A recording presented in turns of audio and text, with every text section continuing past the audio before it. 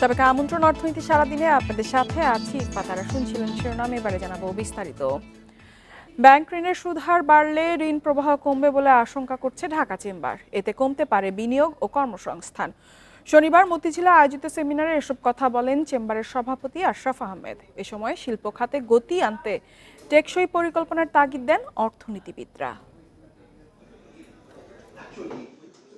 গত কয়েক মাস ধরে নিয়ন্ত্রণে আসছে না মূল্যস্ফীতির লাগাম, সংকট কাটেনি ডলারের, রয়েছে শিল্পে অস্থিরতাও। এমন পরিস্থিতিতে দেশের সামগ্রিক অর্থনীতিকে কিভাবে গতিশীল করা যায় তা নিয়ে সেমিনারের আয়োজন করে ঢাকা চেম্বার। উঠে আসে বর্তমান অর্থনীতির নানা চ্যালেঞ্জ ও সমাধানের উপায়। সেমিনারে ঢাকা চেম্বারের সভাপতি বলেন, মূল্যস্ফীতি কমানোর জন্য নীতি সুদহার বাড়ানো হচ্ছে, তবে তা ঋণ প্রবাহে নেতিবাচক প্রভাব ফেলবে। এতে বিনিয়োগ ও কর্মসংস্থান কমে যেতে পারে। আমরা একদিকে ইন্টারেস্ট রেট বাড়িয়েছি ঠিকই, ডিপোজিট রেটও বেড়েছে, কিন্তু যেহেতু ব্যাংকের ব্যালেন্স শিটে শুধুমাত্র এফডিআর এর রেটটাই ম্যাটার করে না, ওখানে আপনার কারেন্ট অ্যান্ড সেভিংস অ্যাকাউন্টের যেখানে খুব একটা ইন্টারেস্ট কস্ট বাড়ে না, সেটাও একটা বড় চাঙ্ক রয়ে গেছে। সো এর ফলে দেখা যাচ্ছে যে ব্যাংকগুলো কিন্তু আসলে overall banking system is making lot more money from interest alone. এ সময় অর্থনীতির গতি ফেরাতে স্বল্প ও দীর্ঘমেয়াদী কর্মপরিকল্পনা তাগিদ দেন অর্থনীতিবিদরা। খাদ্য ও জ্বালানি নিরাপত্তা নিশ্চিতে আলাদা নজর দেওয়ার আহ্বান জানান তারা। অনেকগুলো ব্যাংকের পরিচালনা পর্ষদ থেকে আরম্ভ করে কিছু জায়গায় হাত দেওয়া হয়েছে, সেটার যদি আমরা ইন্টিগ্রেশন করতে পারি ইনস্টিটিউশনের সাথে, যেটাকে এসডিজি 16 এ বলা হচ্ছে piece, justice and strong institution, এই জায়গাটা ইনস্টিটিউশন বিল্ড করাটা আমাদের খুবই দরকার। দুটো দিকে আমাদের ফোকাস করতে হবে। একটা হচ্ছে রিনিউয়েবল এনার্জি দিকে আমাদের যেতেই হবে, আর দ্বিতীয় হচ্ছে energy pricing policy, energy mix and energy pricing policy. Pricing policy is a total mess. এটা বহুকাল থেকে আমরা দেখে এসেছি, কদিনে কথা বলা হয়েছে, অনেক কিছু রিসার্চ হয়েছে, আরো দরকার। সেমিনারে জানানো হয়, দেশের 50টি ব্যাংক ভালো, 10টির অবস্থা তুলনামূলক খারাপ।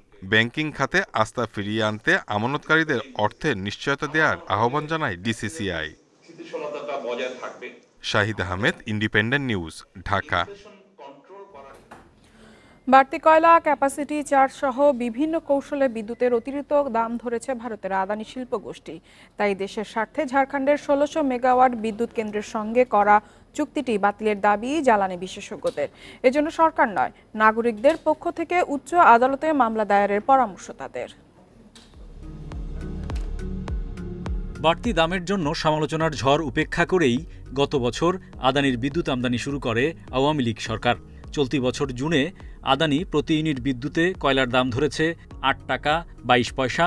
এ সময় পায়রা বিদ্যুৎ কেন্দ্রে কয়লার খরচ 6 টাকা 20 পয়সা। আদানি গত অর্থবছর প্রতি ইউনিট বিদ্যুতে ক্যাপাসিটি চার্জ ও পরিচালন ব্যয় ধরেছে 7 টাকার বেশি। বিশেষজ্ঞরা বলছেন, বাড়তি খরচ দেখিয়ে 25 বছরে অতিরিক্ত 1 লাখ কোটি টাকা আদায় করতে পারে আদানি। চুক্তি করা বলে যে অধিকার লাভ করেছে আদানি, তাতে করে আমাদের কাছ থেকে বিদ্যুতের যৌক্তিক এবং ন্যায্য মূল্য অপেক্ষা বেশি মূল্য নেওয়ার সুযোগ পেয়েছে এবং নিয়েছে। সুতরাং ওই চুক্তি আর বহাল থাকতে পারে না। সরকার নিজেই চুক্তি করেছে, সুতরাং সে চুক্তির বিরুদ্ধে সরকারের পক্ষে মামলা করতে যাওয়াটা কঠিন। এটা জনগণের পক্ষ থেকেই যেতে হবে এবং সেটা পাবলিক ইন্টারেস্টে যেতে হবে। আদানির বিরুদ্ধে অভিযোগ রয়েছে, কম দামের কয়লা ব্যবহার করে বেশি দাম আদায়, শুল্ক সুবিধা পেয়েও তা প্রদর্শন না করা, এছাড়া 3 মাস আগে বিদ্যুতের নির্দিষ্ট চাহিদা জানানো, উৎপাদন সক্ষমতার কমপক্ষে 34% বিদ্যুৎ কেনা, 1% বেশি কয়লার অপচয় সহ ক্রয় চুক্তির বিভিন্ন দুর্বলতা। আমি মনে করি না চুক্তি বাতিল কোনো সমাধান। চুক্তি রিভিউ করা যেতে পারে, কিন্তু উভয় পক্ষের সম্মতির ভিত্তিতে এটাতে সংশোধন আনা যেতে পারে, কিন্তু চাপিয়ে দেওয়ার কোনো সুযোগ আছে বলে আমার মনে হয় না। অন্তর্বর্তী সরকার বিদ্যুৎ জ্বালানির দ্রুত সরবরাহ আইন স্থগিত করেছে।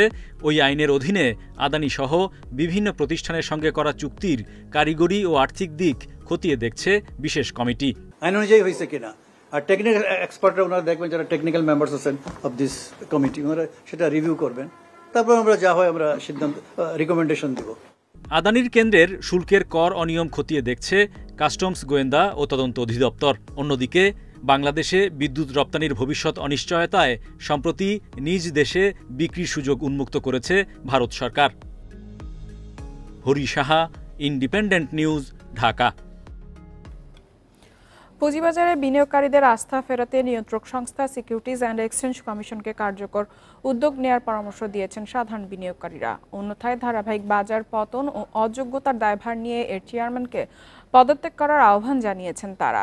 শনিবার সকালে রাজধানীর পল্টনে এক সংবাদ সম্মেলনে এসব কথা বলেন বাংলাদেশ পুঁজিবাজার বিনিয়োগকারী সম্মিলিত পরিষদের নেতারা। পুঁজিবাজার ও বিনিয়োগকারীদের স্বার্থে 12টি দাবি তুলে ধরেন সংগঠনের সভাপতি আতাউল্লাহ নাঈম। তিনি বলেন, পুঁজিবাজারে তালিকাভুক্ত 28টি কোম্পানিকে জেড ক্যাটাগরিতে পাঠানোর কারণে শেয়ারধারীরা মূলধন হারাচ্ছে।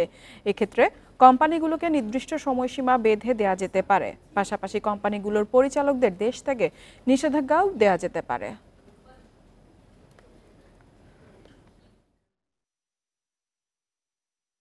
পুঁজিবাজার সংক্রান্ত বিষয়ে সকল স্টেকহোল্ডারদের সুচিন্তিত মতামত গ্রহণ করে পারস্পরিক অনাস্থা দূর করে বিনিয়োগকারীদেরকে আস্থায় নেওয়ার কার্যকর উদ্যোগ গ্রহণ করতে হবে। অন্যথায় ধারাবাহিক মার্কেট পতন ও অযোগ্যতার দায়ভার নিয়ে বিএসইসির চেয়ারম্যানকে নিজ দায়িত্ব থেকে সরে যাওয়ার আহ্বান জানায়। চলতি বছর পোশাক রপ্তানির বড় দুই বাজার যুক্তরাষ্ট্র ও ইউরোপীয় ইউনিয়নে ভালো করতে পারছে না বাংলাদেশ। বছরের প্রথম 7 মাসে যুক্তরাষ্ট্রে তৈরি পোশাক রপ্তানি কমেছে 10.28%, আর ইইউতে কমেছে 4.84%। ইউরোপীয় ইউনিয়নের পরিসংখ্যান কার্যালয় ও ইউএস ডিপার্টমেন্ট অফ কমার্সের আওতাধীন office of textile and apparel এর বরাদ্দ দিয়ে এ তথ্য জানিয়েছে বিজিএমইএ। একক দেশ হিসেবে যুক্তরাষ্ট্র বাংলাদেশের তৈরি পোশাকের বড় বাজার। মোট তৈরি পোশাক রপ্তানির 17 থেকে 18% গন্তব্য যুক্তরাষ্ট্রে। অন্যদিকে অঞ্চল হিসেবে তৈরি পোশাক রপ্তানির অর্ধেকের গন্তব্য ইইউ।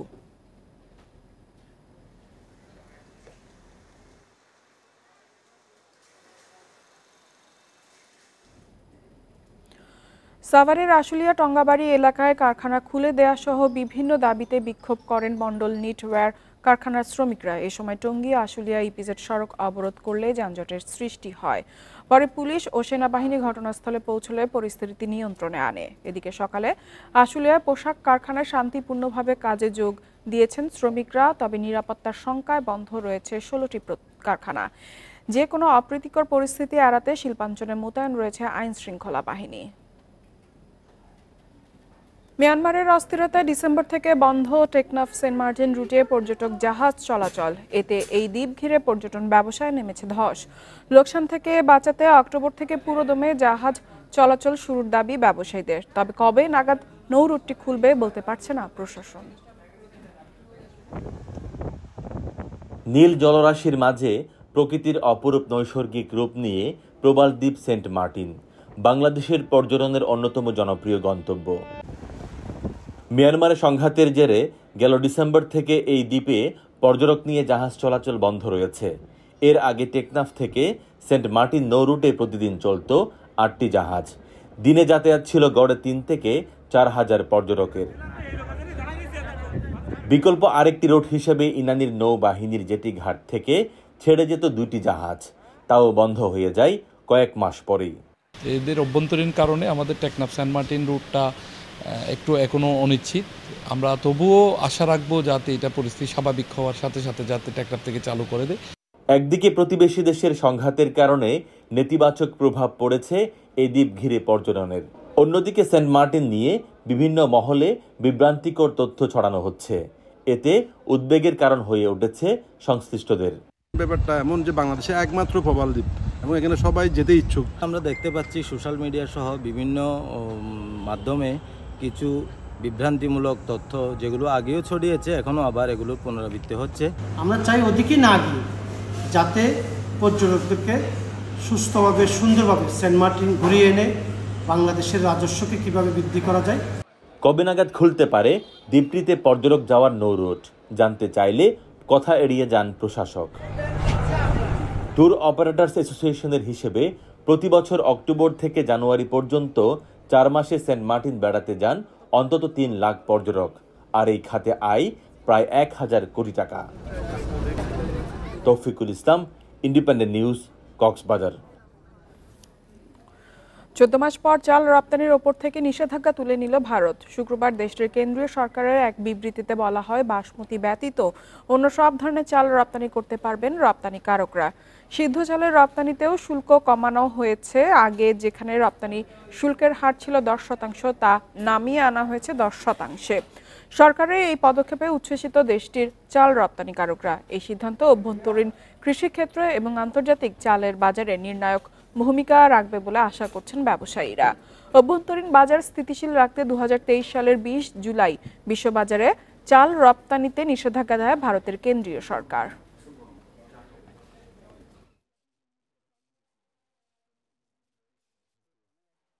আর এই ছিল অর্থনীতি সারাদিনের আজকের আয়োজনে। আমন্ত্রণ আমাদের পরবর্তী সংবাদে।